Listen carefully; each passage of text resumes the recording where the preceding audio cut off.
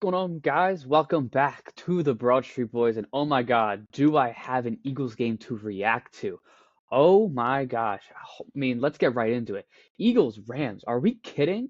That was one of the craziest regular season Eagles games I have ever seen.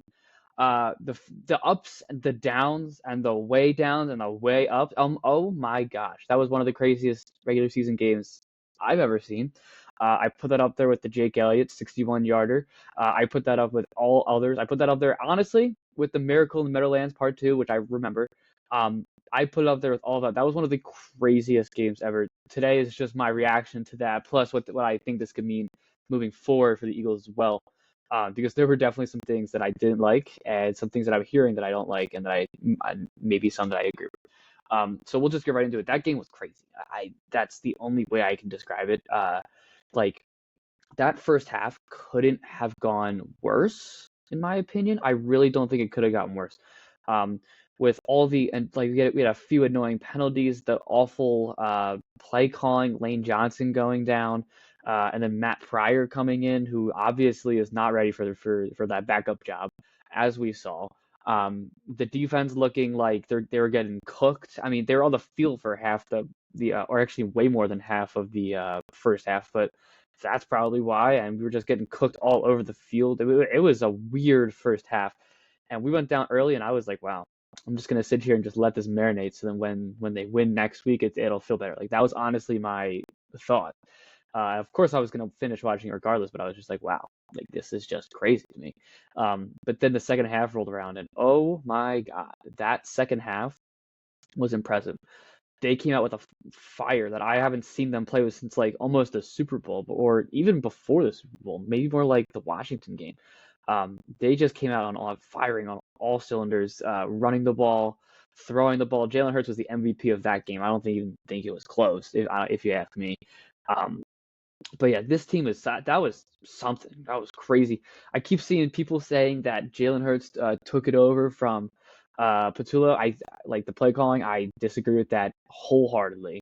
I think, however, with that being said, I do 100% think that something was said to somebody at halftime, whether that was Jalen either letting Patullo know like stop with training wheels or anything like that. I think something like that was talked about, whether that was the in like sorry halftime or whether that was on just on the sidelines. I wouldn't be surprised by either one of those outcomes, to be honest with you. And I think it was needed. That play calling in the first half was one of the worst play callings I have ever seen. You could, as I said last week, I could have guessed 75% of those plays by just looking at it, just by there's just no deception, no creativity. It's just slants and runs right up the middle, halfback dives from Madden. Like that was the first half of the Eagles game, and all of a sudden they come out in that second half, and all of a sudden they're like killing it. And I honestly think it's time. I 100% am a Jalen Hurts guy. Obviously, he won us a Super Bowl. I feel like whoever isn't a Jalen Hurts guy is just stupid now, in my opinion. Um, but do I think that he could carry us by himself to a Super Bowl? No. But I think this game kind of showed you something that he could do. He could still do it when you unhook the training wheels, as I like to say. That was just one of the craziest games I've ever seen. I mean, the fact that with that being said, it one of the flukiest games I've ever seen. Absolutely, one of them, if not the most flukiest game I've ever seen. With the blocked punts, or sorry, like the blocked field goals, with everything that kind of transpired, and like there was just a lot of weird stuff that happened. But hey, I'm not complaining. The Eagles also tried to lose that game on multiple occasions. Whether that was I honestly Nick, I am a Sirianni guy now after he won a Super Bowl again, but um, I feel like if we lost a decent amount would have been on him, because I don't get why you would call that timeout with what was it, like 8 seconds left. That makes no sense to me, and I was confused initially because I was like, why would McVay call that? Like, wouldn't he want to like give it a few more seconds? And then turns out Sirianni called, it, and you're like, that's even dumber. Like that, like what even is happening? And then the block, field goal happened, and then the Jordan Davis rumble happens. That's what I'm going to call it, the Jordan Davis rumble. happened to the end zone, and one of the craziest endings I've seen at an Eagles game in a while. Um, but yeah, that is definitely up there with the all-time regular season games period for me at Philly sports in general. I put that up there with a Harper walk-off grand slam recently. I put that up there with a lot of them. But yeah, that was just a fun game just in general. But I'm gonna start to get into it a little more, just in depth. But yeah, we'll just start with the play calling. I thought the play calling was weird in that first half, as I said before, but I was just confused why, and I will always be confused by why Patullo is not letting Jalen Hurts just sling it, just let it loose until that second half when that's all they did, and Jalen Hurts started to do things that he did like he doesn't normally do, and it was I mean, this is very, I guess, cliche to say, but like as soon as he hit Goddard on that seam and he was in there for the touchdown, I was like, okay, something might happen because Jalen Hurts doesn't like it's not him, it's just the scheme. Like their scheme is not a whole lot of seam beaters, and that was a perfect ball, perfectly ran route. I mean, he just ran straight, but hey, who cares? But I was something like that I was like, okay, they might be on to something with this. But I mean, honestly, like that second half was crazy because it was that. There was also a play, I think it was beginning of the fourth quarter, mid fourth quarter, where the Rams went for it on 4th and 1, which wasn't a bad idea. And they decided to run the ball. Also, not really a bad idea. I don't really know why it was more of a stretch run instead of like a run right up the middle, but it was a stretch run. We saw it and we crushed them for like a 3-yard loss for them, and then turnover on downs and we get the ball. But it was like little stuff like that I was like, they have a shot to do this. I think it was that play specifically that I was like, oh my god, they actually might do this. And I actually just thought of this too. Like the flukiness of that was weird. Like obviously the two block kicks. Um, but that first block kick, I mean, obviously the second one won us the game, but that first block kick was so important too because I believe it was 26-21. That block kick makes it an 8-point game, and then when Devontae Smith drops that ball, it makes it a little bigger. So that's just my honest opinion. But I mean, yeah, that was crazy. I'm still out of breath, and it's Wednesday. It's Thursday for you guys, Wednesday for me, and this is just it's crazy. Um, Now looking forward, I would like to mention that we are playing the Bucks. You'll see me this time next week, and I'm probably going to be talking about a loss. And I know I said that last week. I literally predicted a loss by the Eagles, and I thought I was dead on it for the first half. And I was like, damn. I called that. Like, I didn't want to call it, but it happened. But wow, what a game. But this next week, I am like last week. I was maybe like a 60%, like we'll probably lose type of thing. Like, but it'll be close. The Bucks, it could get out of hand. I do like that they're I don't know what the right word is, like admitting that the Bucks are kind of their kryptonite and that the Heat in Tampa is kind of their kryptonite. And they're kind of admitting it to, as in they're going a day early and practicing a day early in that heat to get acclimated to it. I think that's genius, honestly, because you don't really understand the heat until you get there. This is usable in any sport. Like you really have no idea what that heat's gonna have for you until you're there and you're like, oh man, like this is really hot. And I feel like that happened to them last year, when we got destroyed by the Bucks, and that was probably one of our worst games of the entire year. But that I do think it's a loss, but at the same time, like again, still gonna watch, still gonna root. Expectations are now really low. They're way lower than the Rams game. I thought the Rams game was at least gonna be close, and I had my expectations up to be like, we're gonna look good. We didn't even look good in the first half. Crushed in the second half. This one, I have no expectations. Don't start any Eagles. That's just gonna say it. Don't start any Eagles in fantasy, please. I mean, if we just talk about this schedule is crazy. Let me just bring it up real quick. Um, the fact that our first like 4 games are Cowboys, not that bad, obviously. Um, but Cowboys, Rams, and then who do we play? And then the Chiefs, and then now we got to play the Bucks. That is crazy. I've never even seen a schedule like that before, but hey, here we are, I guess. But okay, so we get the Bucks next week, and then after that, we have the Broncos, a really solid team at home, which is like fine. It's like fine. Like the Broncos are good. They're 1-2, but one of their losses is to Justin Herbert and he crushed it against them. And in that fourth quarter, he's just clutch. And then we have the Giants. That's our first easy game. Just want to put that out there. First easy game against the Giants, and that's on Thursday Night Football. And then after that, we have the Vikings, which initially I was like, oh, we got to play the Vikings in Minnesota. Oh, like why? Um, but JJ McCarthy, hot take, I don't get why people love JJ McCarthy that much. Yes, he did win a national championship. I will say that for a fact. But like he also had like Jim Harbaugh. Like I don't know, and people forget how much criticism he was getting leading up to that Rose Bowl against Alabama. They were saying, is he the guy? This, and this, and he was good in the Rose Bowl and good in the championship, which I will admit.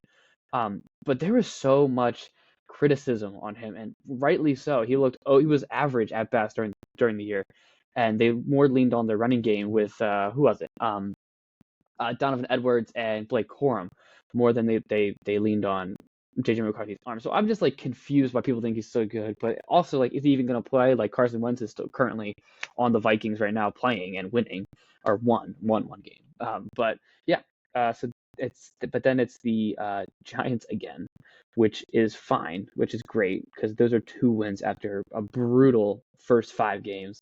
And then after that, it kind of gets crazy too, because then we go Packers, Lions, Cowboys, Bears. That's crazy. That's November for you. That's ridiculous. Packers away too. I feel like that game is going to be crazy. Okay, I'm looking at it now. It's a Monday night game. That game's going to be crazy. Because obviously Micah doesn't like us, which is fine. I wonder how much of that was just him feeding into the fans and feeding into the rivalry that he kind of wanted.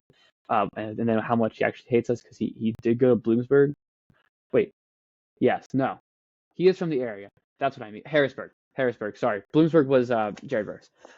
But yeah, Harrisburg native. I mean, obviously, he was probably an Eagles fan. So I wonder how much he actually hates us. But that'll be a crazy game. And then the Lions. That's the one I think I'm most excited for. Obviously, the Packers is a fun one because they did try to ban the tush push on us by themselves.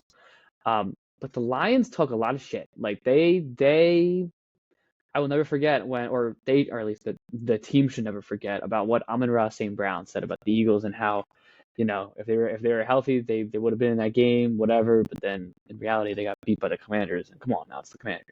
Um, so those are some, just some games I'm looking forward to. But yeah, I mean, I still can't believe. Let's just go back to last Sunday. Like that's crazy. Like I also loved how this is a very underrated moment of last Sunday's game against the Rams. That our defense locked them down in that second half.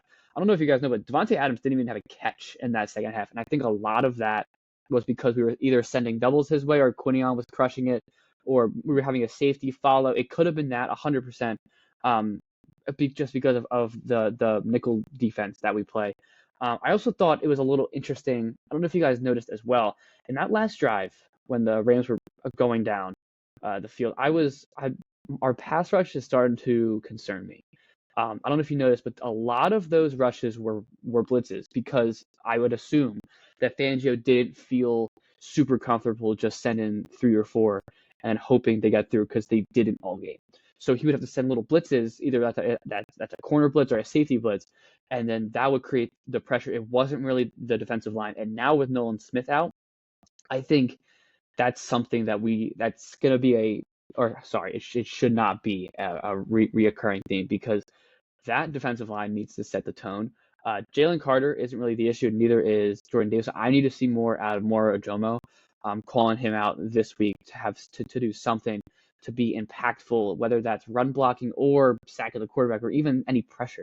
But like I thought that last drive kind of said a lot about Vic Fangio's trust with the defensive line, which I thought was interesting. But with that being said, I thought our corners were okay. Quinion kind of got picked on, not picked on. Picked on is the wrong word. I thought he kind of got a few more catches to Devontae in that first half, but at the same time, that first half was so weird. I was like, what is happening? Not even our defense looks good, and that's like the best part of our team right now. And even like Cooper DeJean didn't even play great in that first half. Like there were plays in like the seams that were happening in his zone as a nickel, and I was like, this is interesting. And we need to fix that cornerback 2 spot. I don't care. Like I like Jacorian Bennett more than I like Adoree Jackson, but there's not great options. I'll tell you that. They're not Isaiah Rodgers with 2 touchdowns last week. I can tell you that. Yeah, I just feel like that our decision to not re-sign Isaiah Rodgers starting to bite us in the ass a little more as every game goes by and as he balls out for the Vikings every single week. So, I mean, obviously not a fan of that, but I just want to see improvement. It doesn't even have to be like they have to be lockdown corners, either Jacorian or Adoree Jackson. They don't even have to be lockdown corners. Just I want to see progression. I want to see you guys get better at tackling. Tackling. How about that? Like it's just crazy that like how many plays have we seen already through the first 3 weeks of like Adoree Jackson either taking the worst angle, taking a college football 26 type of angle, and being ran around or being ran through. Like there has been so many different moments that has really just bothered me, like as a fan and as like a fan of like football and just in general. Like he's just not taking good angles. And when you don't take a good angle, then you're gonna get either stiff armed or you're gonna get ran through. So or ran around. Like it's just frustrating for me as a fan. Um, and something else that we need to talk about as well. Something that I took away from this past week, is that I don't think Saquon Barkley is deteriorating. I guess is the right word, but like on the downturn. But his numbers are down. I will admit that. I thought that was a little weird, um, especially because I mean, I will say having a Rams roommate helps me with this knowledge, but they did get new linebackers that can actually tackle this year and not linebackers from last year where they would let up, as we saw, 200 yards each game or something. So they got new linebackers, yes, but I just our offensive line has not been the same. I don't know why. I mean, obviously, I'm saying this, and Lane Johnson was out yesterday, or sorry, not yesterday, Sunday for a majority of the game. Um, but Matt Pryor was terrible. I don't if we don't have to play Matt Pryor ever again, I'm cool with that. Um, but I will one thing I will say is that Fred Johnson, thank God we re-signed that guy. Oh my God, thank God he's back. Because his impact, I think, goes unnoticed on this. I mean, just from the social media, I'm on social media all the time. I'm on like the socials, and I feel like he seems like a great locker room guy. Seems like a great dude in general. Is funny, but also works really hard. And I feel like that's the type of person you want on a football team. And the fact that he goes from and so I heard on WIP that so Lane Johnson does play that what's that? I think it's a right tackle. And Fred Johnson usually plays that left tackle spot. So he didn't have a lot of experience at that other tackle spot. So which is why they put Pryor there. And then once Pryor sucked, they were like, okay, let's try something else. And then Fred Johnson crushed it over there. He crushed it. All of a sudden, Jared Verse just kind of went away over there, which I thought was great, which is great because Jared Verse, I mean, I will admit, he's going to be so good in about a year or two, and he's already so good. And the fact that Fred Johnson kind of shut him down, I thought was fantastic. And I thought that really helped Jalen like have to come back from that deficit. Like he gave him so much time just to breathe back there, and it also helped Saquon a little bit. Saquon definitely opened it up way more in that second half.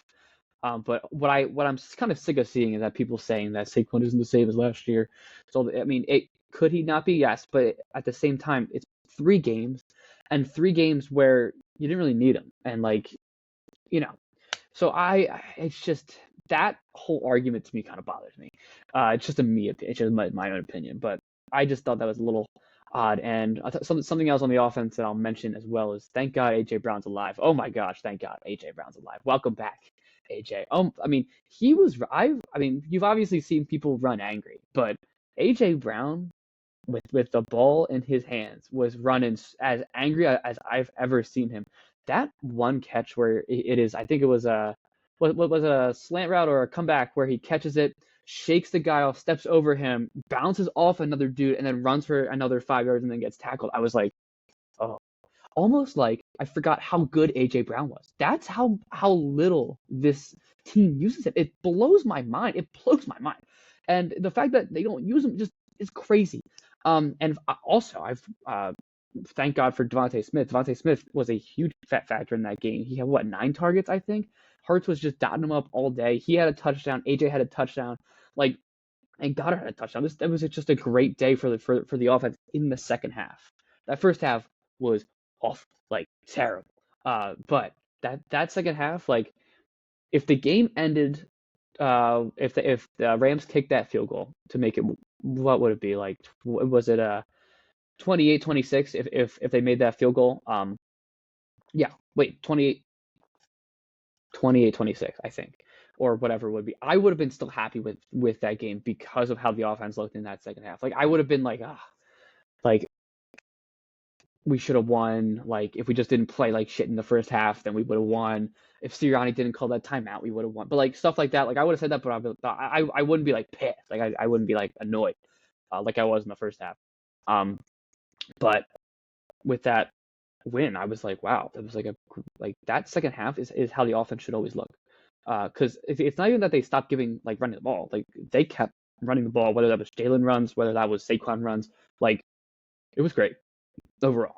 But yeah, those are just my observations about the offense. I mean, that was honestly a great game in general. I thought the blocking in that second half was much better than what I thought, just in general, and I was really happy with that overall.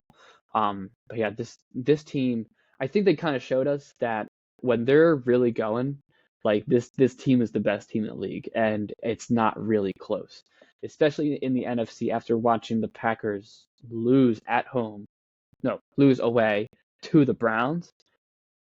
That gives me a little bit of hope that like, okay, the Packers are human, like they can lose. Now the Lions, I did not think the Lions were going to be a real issue with losing their coordinators, but it seemed like they found it. That I don't even know what to call it. Like that double I formation is one of the craziest plays I've seen. Because you can do so many things with that. I mean, this is just nitpicking here and just picking stuff, but the fact that it would just be offensive line, fullback, wide receiver, Jahmyr Gibbs, and then they snap it to Goff, and then he either flips it, gives it to him, and then but they scored like a touchdown off that, or was it a big play? It was either a big play or a touchdown where Goff got it, flipped it to Amon-Ra St. Brown, who was the second guy like in front of Gibbs, and then runs out and then sees it, and it's almost like a triple option or a speed option where he then throws it to either Gibbs or Montgomery, and then they score a touchdown. That was crazy. It's stuff like that that I'm like, okay, maybe the Lions got it. That defense though is not the same as last year. I think Aaron Glenn, like I feel like Ben Johnson gets a lot of the praise for how good the Lions have been in the last few years. I think Aaron Glenn should get a very equal amount of praise. The fact the Lions were the number one seed, I believe. Yeah, the number one seed last year, and they had how many injuries on defense? And that defense was still great up until the Commanders game. Like that's all coaching too. Like that's crazy. And Aiden Hutchinson's going to be Aiden Hutchinson. He hasn't found it yet, but when he finds it, he's dangerous. Um, yeah, and that's kind of my recap. It was a crazy weekend in sports just in general. So it was fun to watch just overall. And then the Bucks is going to be a game. I mean, I am excited for the Bucks. I think the Bucks are a little overhyped. If you look at their schedule, yes, they are 3-0, but they also played some bad teams. Um, so it's just that's also something that I'm kind of taking into account. Um, but yeah, I mean, I'm excited to see what they have for the Bucks. I'm excited for baseball season to be over, so then we get finally to the postseason.